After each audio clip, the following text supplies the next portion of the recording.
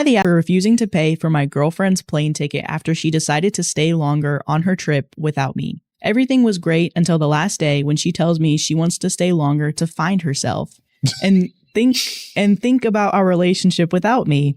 She didn't discuss this. Oh my. She didn't discuss this with me beforehand, and it completely blindsided me. I was hurt, and I told her that if she feels that she needs time alone, then she should also be independent financially during this extension of her trip. I said I wouldn't be paying for her return ticket whenever she decides to come back.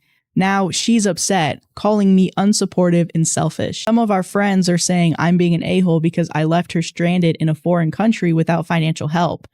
So Reddit, am I the for refusing to pay for a new plane ticket home after she chose to extend her trip without any heads up? As I was talking to my mom, my girlfriend showed up. I guess she thought I was bluffing, but had a rude awakening when the hotel staff kicked her out of the room because I only paid through the day. I took no small amount of satisfaction in this, not gonna lie. She's been so concerned about the plane ticket that she didn't even stop to think about where she was going to stay. Oh my, that's... As many of you have guessed, she met someone while we were in Italy. Oh no. We didn't even think about that. We probably should have. Well, yeah, keep going. Anytime someone says, I gotta find myself, it's just focus on yourself. Freaking Paolo, Yeah. man. Like, that's what it Paolo, is. man. Lizzie and Paolo. Yeah, that's crazy. She was quick to tell me that it was just a physical attraction and that they hadn't done anything, but she had his and was wanting to see if it'd go anywhere. I guess that's what I get for not feeling well and wanting to stay in one night while she went out to explore. Obviously, I told her things were over between us. Night. Even though she tried to make it sound like nothing had happened, the fact was, A, I couldn't feel like I could trust her when she said that, and B, I don't really want to be with someone who feels like it's okay to still keep her options open when she's been in a monogamous relationship for the past 2 years. And she tried really hard to give another pitch of why we should stay together on the drive home from the airport. I think as we got closer to home, reality started setting in and she realized she'd just thrown a lot away. So here's the update. We're both back in America now, and she's packing her to go stay with her family for a bit until she can find a new place. Like I always say, modern women always want you to cover their bad behavior. Who does this? Who in their right mind has this thought process to say, I need you? She's so stupid. She's so stupid. Just incredibly dumb. For you to think that you can be on a trip with somebody. The man pays for the plane ticket. Let's walk through this here. The man pays for the plane ticket, pays for the hotel room. You're literally on vacation. You're there because he paid for you to be there. And then you show him gratitude by saying, I found somebody else that I liked and I want to go see if it goes anywhere. We haven't done anything yet, so don't worry, but I want to see if it goes anywhere. But just hang on because it might not. And if it doesn't, then I'll know you're the one for me, basically. So 2 years of you committing, of you paying. And these modern women continue to say, I want my nails paid for, my hair paid for. Ooh, we love a generous king. Take me on trips. And this man did exactly that. And what does he get for it? Some idiot woman talking about, I got an from another guy. And this might not go anywhere, but I just want to see. So I want to stay a few days in order to see if it can go any further. And then what? And then what? What happens after that? Who's moving where? How's that going to happen? You're going to fool around and get your dumb behind cheated on. You're going to have to go back home to America because you don't have no visa. You don't have no permission to be over there for a long time. And he going to go do his thing. Idiot. It's going to be short-lived. And then you're going to try to come slinking back to him like you already did in this story. You go slinking back to him. I don't even know why he asked this question to Reddit, to be honest with you. We already know who it is that's the problem, and it's her. You sit up here, somebody paid for your trip, and you say, oh, I appreciate it. I appreciate it. And Italy is not cheap. He paid for tickets and a place to stay. Your idiot behind said, how dare you not pay for an extra day at the hotel so I can go out there and cheat on you? Are you dumb? Are you dumb? These modern women, once again, they're going to tell you exactly how they're moving out here. And then she's probably at some point in time going to try to figure out how to spin it and say, he did me wrong. I just had to do this. You only live once. I need to find the man that's right for me. And I just had to know 100% that this wasn't anything. So you and I can move forward. I didn't want to move forward in this relationship. We've been together 2 years and I didn't want to move forward with any regrets. What? Get your dumb behind out of my face. How do you feel about like couples who travel separately? I feel like it's not for everybody.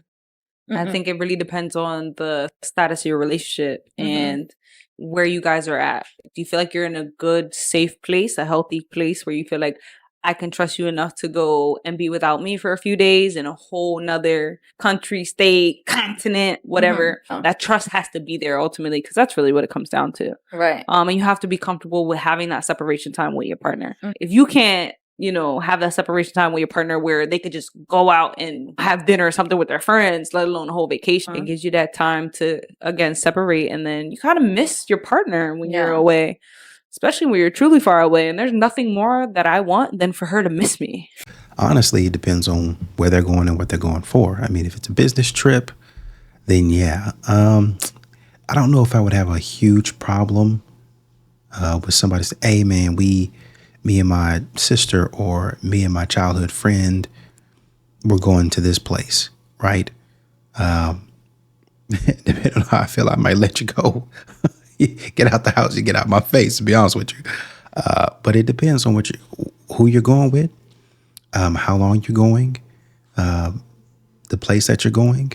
And I would like to know your activity at all times. So just like check in with me, let me know what's up for safety purposes, right? If I can't trust you to not act a fool on these trips, then I don't need to be with you, right? My parents have gone different places, doing different things, business and other occasions as well, and it hasn't been a problem. But I can't really say the same for modern women today because like we heard in the last story, modern women go out there looking to do stupid stuff, right? You pay for their trip, you set them up and everything, and you can't trust them to do the right thing. So like I said, we have to have a conversation about it. Who's going, what's going to be happening, yada, yada, yada. And honestly, if I don't feel comfortable with you going with those friends, I'm going to let it be known. And if you decide to go with those friends anyway, after I voiced my opinion, then it's going to be a problem, right? Now, I don't mean to say I'm going to put my hands on you and there's going to be any shouting or DDTing and body slamming folks and stuff like that. No, I just mean I'll know and I'll understand that you don't really respect anything or anybody or care for anything or anybody but yourself, right? And when you don't care for anything or anybody but yourself, then I'll know you don't need to be in this house anymore. So do with that what you will. Oh, what he won't do, another man will. Yes, I know that, but I want him to do it. I know someone else is capable of doing it, but I don't want them to do it. I want him to do it. You know what I mean? Like, yes, I'm aware that someone else can do it, but I don't want them to do it. Men are well aware of this phenomenon. That's why we see modern women out here getting played, getting busted down, and then sent back out to the street as if they were nothing. And we tell modern women that this is going to happen, but they go out there and do it anyway, telling us that we're just jealous and we wish that we could be that man. Maybe, maybe not. But the truth is still the truth. And we know that man doesn't really like you. But we know that you really like that man and you'll do anything for that man. And he knows that too. That's why he came over here and played you like a fiddle. And now you're upset with me and every other guy because that man treated you like trash.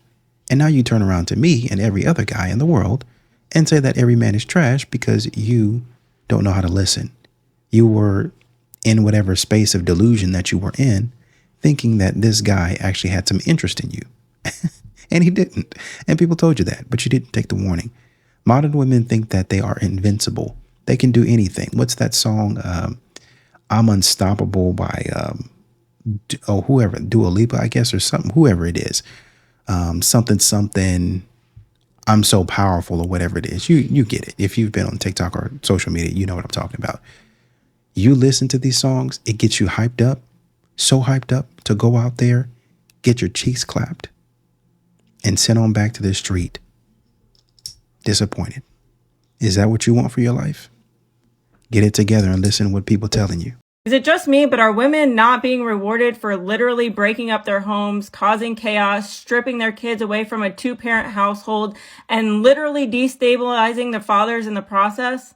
Am I the only one that feels like this? Let me explain. Can someone explain to me how it's fair that women have the choice to leave their marriages, they plan ahead, they stack money, they lie, some of them even cheat, some of them make an exit plan for months and lie behind their husbands' backs for literal months, sometimes even years, or check out of a relationship. And then she's actually rewarded for it because now he has to pay her way and he essentially has to pay for two households based on her poor choice. How is that fair? And how is it in the best interest of the children if you're going to destabilize dad's house so much that he now has to pay for two households and he has to maintain her lifestyle? And what's crazy is that these men are so strapped for cash because the court systems are literally prioritizing the mother's household over the father's household, even if they have 50-50. There's just no freaking way that this is fair. Why are the moms consistently prioritized over the fathers and the fathers get the crappy end of the stick? Even though their houses are equally as important to the children. And not only that is that these women never want to go back to court to modify the situation. They will literally emotionally destabilize the dads, and they never want to go back to court to modify child support to make it lower. In fact, if he gets a better paying job or he is doing better in life, all of a sudden she's slapping him with a bigger child support payment. And the funny thing about it is women will always preach that, like, you're a deadbeat dad if you emotionally destabilize the mother of your children, but it's okay when they do it. It's okay when they destabilize the fathers to a point where they're living in a 1-bedroom apartment that's 600 square feet with nothing, just trying to make ends meet. And these fathers are literally never considered in the same capacity as the mothers, even though they're equally as important. And it's always interesting to me that women always claim that they need all of this money, but when they were married and they made the household work off $2,000, it was perfectly fine. Now all of a sudden these women claim that they need more and more money. And they claim that they need all of this freaking money, but the reality is that they are expecting their ex-husbands to pay their way for the rest of their lives and use their children as pawns. These women are expecting a full income, even though they basically quit their job. They think they deserve a severance package for walking out on you. And what's even crazier is she actually has the audacity when she gets that child support number to cry that it's not enough. And she says dumb shit like, what about my rent? What about my rent? Well, if you are expected to pay 50% of your way and he's expected to pay 50%, then why do you need rent? So if he's paying most of your child support and most of your rent, then how are you contributing to your own children? That man is not responsible for your rent. Your ex is expected to pay his own way and pay for his own rent and his utilities, then the expectation for you is exactly the same. It's quite of an incentive to break up your entire family, create a broken home, knowing well that your ex-husband is now responsible for two households. And what's crazy is that these women have the audacity to get all bent out of shape when you ask them where the money is going, as if you're not literally funding their entire lives. Because we all know well that she's not spending all of that money on the children. She just makes poor financial decisions and spends it on her hair, her nails, and anything to prioritize herself as self-care because she deserves it. And we all know she doesn't need as much money as she claims. And the sad reality is that men have two options. They can either continue to fight a battle that was up against them in the first place and spend thousands of dollars trying to modify it to make it fair for a system that was up against them in the first place, or they can forfeit altogether and be considered a deadbeat. Okay, bye. I think the age wherein which a child, a parent, a person, spouse, guardian, whoever it is, they cease to stop paying child support, or they have the option to stop paying child support is somewhere around 18, if I'm correct. If I'm not, let me know in the comments. It's 18. The way these modern women move is similar to insurance, where you have to be, from what I understand, 25 or 26 before you're moved off of your parents' plan. These modern women, because they have this whole scheme and this scam going on, would keep their children on their child support insurance, if you get me, until their child is 26. So the child would go through college and everything, have a whole entry level career, start life, and the dad would still be paying if these modern women had their way. That's just the way to think about things. Extract everything that you can from this man and then say that he's a deadbeat. I want the alimony payments. I want the medical bills paid. I want the insurance, car insurance, buy clothes, pay for their vacations, and then scream and holler that he's not doing enough. This is how these modern women move out here. And then Sarah says, well, how are you contributing? Well, what are you doing if he's paying for all these things? Well, it's simple. They would say the same thing to these children that they've said to these men. And we all know the phrase. Well, what do you bring to the table?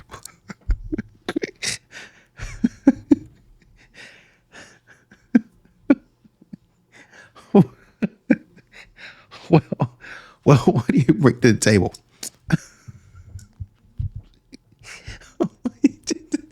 They tell their children, I'm just here. I'm just here, baby. You get me. I'm the prize. You should be so happy and so lucky that I'm your mother. I bring my presents. Mama, I'm hungry. It doesn't matter. Ask your dad for all that. I'm just here to be available. You should be so happy to talk to me and I'm just so special and unique that I just brighten up your day just by being here. And no doubt, kids, they need somebody to listen to all of their problems. They definitely do. But the way these modern women carry themselves and the way these modern women act, these kids are getting no benefit from them. They bring nothing to the table for the man, and they bring nothing to the table for the kids. Black women think everything is bashing, which is why we're at the bottom and we'll stay at the bottom, right? Everything is bashing. Anytime we call out behaviors that are not appropriate, that does not make us look good, does not add to the positive reputation of Black women, it's always bashing. It's always tearing us down. So the question is, once again, who can correct us? How are we going to move forward and come up from the bottom if we see everything as bashing? Everything. We want to be treated like kids and adults at the same time. Like you want to be both. You want to act like a grown woman, dress like a grown woman, but then have the accountability of a child. Be talked to like a child. Be treated like a child.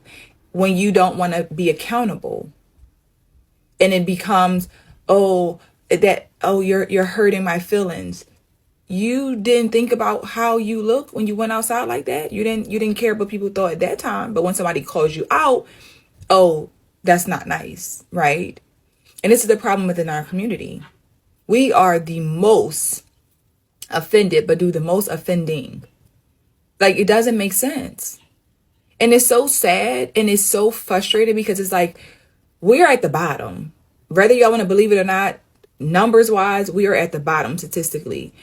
And we can't come up from it if everything is deemed as bashing. We can't be corrected.